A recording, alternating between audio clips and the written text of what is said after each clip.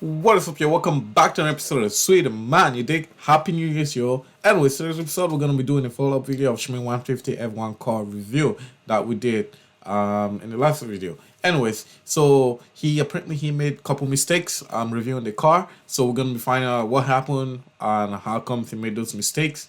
Were the crucial mistakes, so we're gonna be finding that together. With that being said, let's carry on and start the video. Before we go and take a close look at this, to tell you what we've uncovered. Make sure you guys go watch the entire video from beginning to end on Shmee150's channel. I'm going to mention that again. We're not going to be watching the entire video. We're just going to be reacting to how come he got to this point, making crucial mistakes of the car. So that's what we're going to be doing. About what exactly it is. I want to step back as to how we got to where we are now.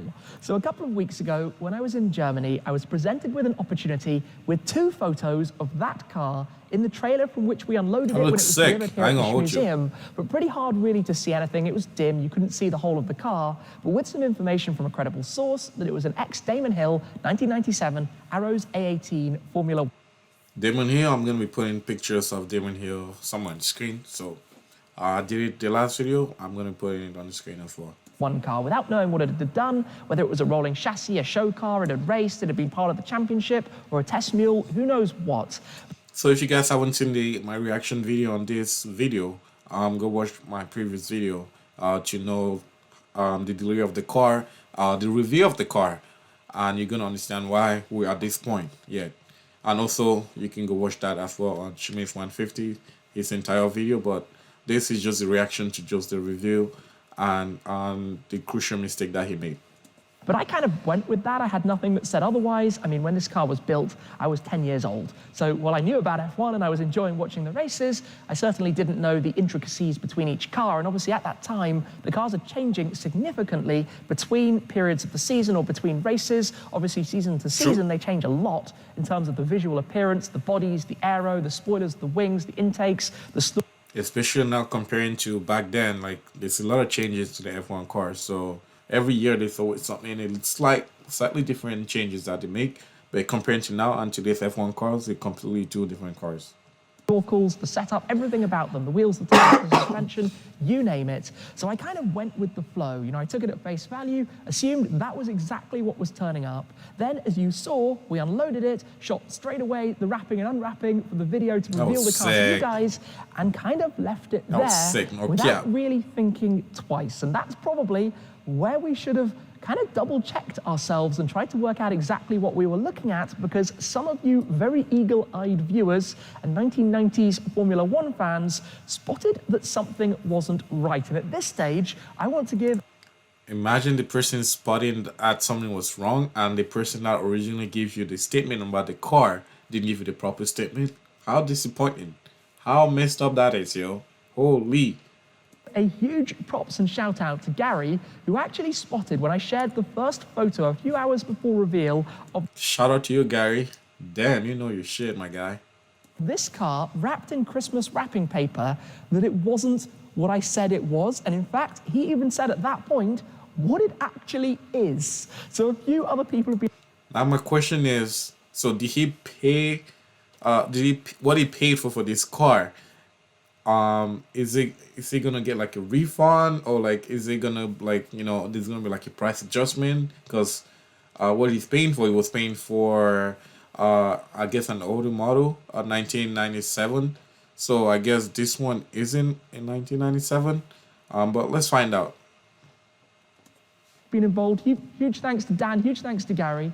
But we should go and take a look at this, because it's not an Arrows A18, and I want to share with you what it actually is. When you're looking at a video or even photos of the car, you cannot see the same level of detail as when you're standing here in person. But as soon as the video went live, Gary was absolutely adamant that this was what he had suggested a couple of hours prior. And of course, at that stage, I was very confused, but he was quickly persuading me with a lot of photos that this wasn't right, and it is in fact exactly the other car, and I will explain why. As you take a look at it here, there are a few things that just don't match up to the Arrow's A18. For example, the shape of the nose cone isn't quite there. The side pods should be slightly more angled. There are other intakes and shapes and vents and things that just don't match up properly. The shape you have down through the center, the suspension system, everything about the car just didn't do or didn't look how it should look for the car.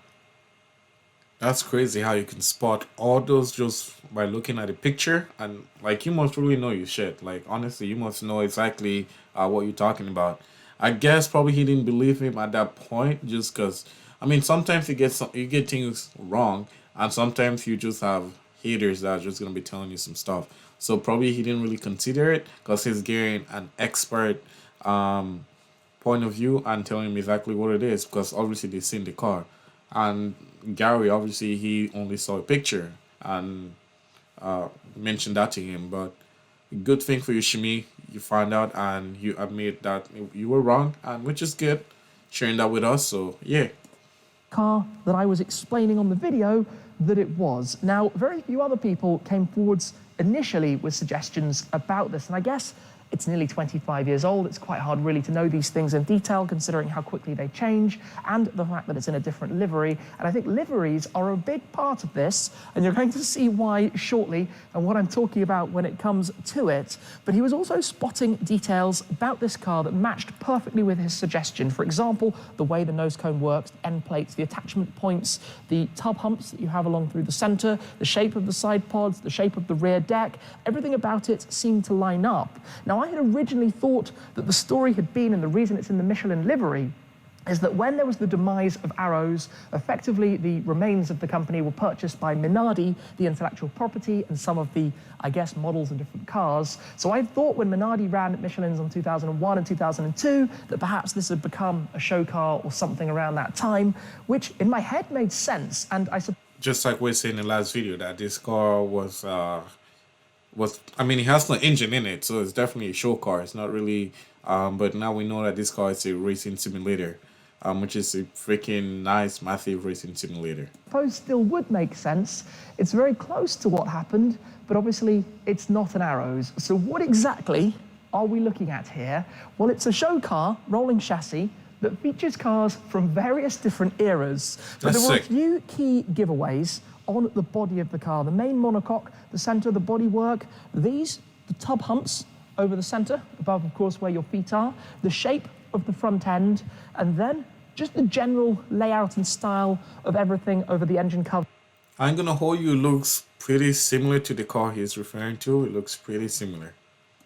And the back of the car that suggested that, in fact, this monocoque, the chassis, the main body of the car, is actually a 1997 Williams FW19. Now, the very cool thing about that... So the year is the same.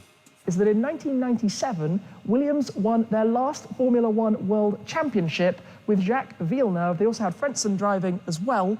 So that monocoque was a championship-winning year monocoque. Now, I believe this was a spare, an unused monocoque. So at the end of the season, what actually happened is it then, either in 98 or 99, was linked up to a new set of suspension. Now, the reason that this...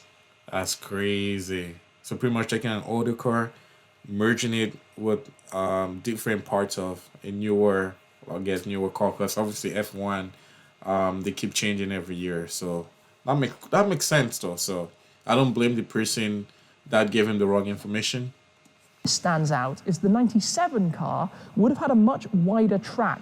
The front wheels would have sat outside of the front wing, as opposed to, as you can see here, sitting just inside of it. So this was the new setup in the 98 and 99 year, and you can tell that, in fact, here, what we actually have is from 99, because of the use of these carbon shrouds and some of the sponsor logos that you can actually see that have outlined themselves on there. Those were only introduced in 1999. Now, one other thing that's particularly interesting about the livery, and we'll get to the areas we've peeled in a moment, but if you come down here and have a look at the front, spot the red paint, the base layer of red paint just in here?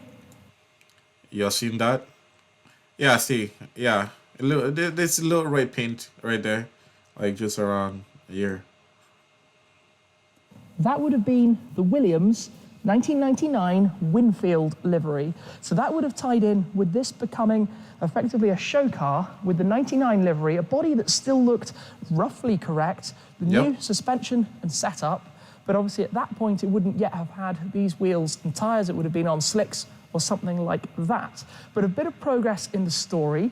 Of course, it is still the full parts, and there are many different other ex-race parts, I think, that have been attached, because we still have, inside here, discs, calipers, and pads that look like they've been used. They look like they've been run, which would... They do look like used, yeah, they do look used still, I can hold you.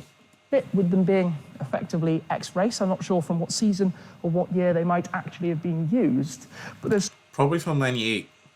So much more to this to go into now. And this is where we also enlisted the help of Dan. A special shout out to Dan as well for all of his knowledge that has helped us work out even more. Because when you start to look at this closely, and you can see that I've peeled off already some of the yellow vinyl wrap from the Michelin livery on the top. But if you come in close, you can start to spot some of these lines from the livery that the car has worn underneath. I think the line is like somewhere around here. Like very close. So yeah, I don't know if you guys can tell on the screen. You can tell the lines over there, just right close to his index finger. I do see a line there, but let me know if you guys can tell as well. Has worn underneath. So you have those. If we come to the engine bay cover back here, you can just about make them out down there as well. Not sure if you can see all of that. Yeah, you could. Like you can see the lines there as well, just underneath, right there. But clearly hiding something interesting beneath that would reveal a lot more about what this car was and perhaps how it was used. And that's where we got peeling back on some of the livery, as you can see around here, some parts that we pulled off, and it revealed this. That is the 2001 BMW Williams Compaq livery in the white, silver, and blue. And this is actually painted, so that is what it wears underneath, I believe above the red of the Winfield livery. So this car will have been a 97 Williams FW19 monocoque that was then prepared as a show car for 1999 after the monocoque hadn't been used, with parts presumably from the 98 season as a show car in the red livery. Presumably it remained like that in 2000, or maybe it was painted in the BMW Williams livery of that year in a much darker navy blue. I'm not quite sure. Then in 2001, it was repainted, must have stayed like that for 02 as well. In 03, the cars changed significantly in their appearance with the different style nose, and probably as a result, that's the point at which it would have almost been decommissioned. But what's also interesting is that Williams did run Michelins as well when they entered the sport. That's interesting though, I ain't gonna hold you. And Shmee knows a lot about his cars, he knows history about his car. Like, when it comes to cars, he's one of the best in the industry. He's like, I'll say, the godfather of cars pretty much when it comes to the YouTube industry. In 2001, so presumably at that point is when it was swapped over to the grooved Michelin tyres. The slicks were removed at that stage in F1 because the cars were simply getting a little bit too fast. But there are a few things about it that still don't quite add up, I could say. For example, if this was just a show car, why does it feature so many race car parts? You know, the need to have the brake lines, for example. For real, like, it's really, it's done over the top. For a show car, it looks exactly like the actual deal. You can just make these out tucked in down there. Why add those to a show car? If we come in here, it's also got the dashboard with various switchgear and things in there, which wouldn't normally feature as well. So it's really interesting to me. There's no chassis plaque. Normally that would actually be in here, but test mule cars wouldn't typically have chassis plaques anyway. There's one thing that I think gives it away as a non-runner, a rolling chassis, and that's if we come through here and lift up this front panel. This is where Williams famously developed their very clever suspension. This effectively lifts up and slides out. I'll do this very delicately, pop that down, and I'll show you inside. And what stands out about this in particular, this is where they would have had the active suspension system, but it would have had to be bolted. That's sick though, like that big ass cover for, like, just to reveal that. That's sick, I ain't gonna hold you. In, and if it had been used, there would probably be signs of wear or something in here, which we don't have. So I presume that this has never effectively been driven. It's very hard to say, because I do think that this is the factory monocoque from 97 that would have been a spare if Villeneuve or Frentzen needed it in that year. If you come around here, obviously this is where the sim setup has been, as Michelin ran this car as. So normally in the back, that's where you have the engine, but obviously it's been set up for the simulator. It's all just computers that's there. The racing sim. So this whole frame can be ignored. That will have been installed when it was made into the sim. We've got the amp for the computer system. That would have been in here. This would have been obviously where the fuel tank goes in front. We've got some random cables and things, but also the bodywork isn't quite right. This is the show bodywork from the 97 year. The cars that raced actually then had some flicks that came up here, which would have been towards the back of the engine bay cover. And you can see again more of the livery design, which we'll probably fully explore and have it opened up. One thing I find fascinating, and I really wonder about though, is will it have worn the 97 Rothmans livery, the famous navy blue with the gold and red over white stripes? Perhaps at the time, I'm not sure if it would have been painted up.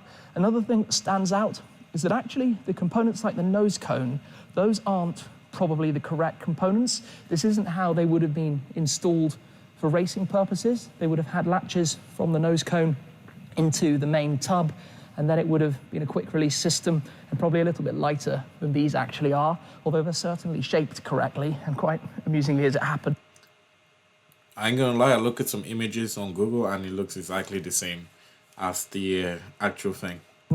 We borrowed an IKEA toolkit to be able to open this. It just so happened to have exactly the right screw size. If you're wondering about this, that's all to do with the sim rig.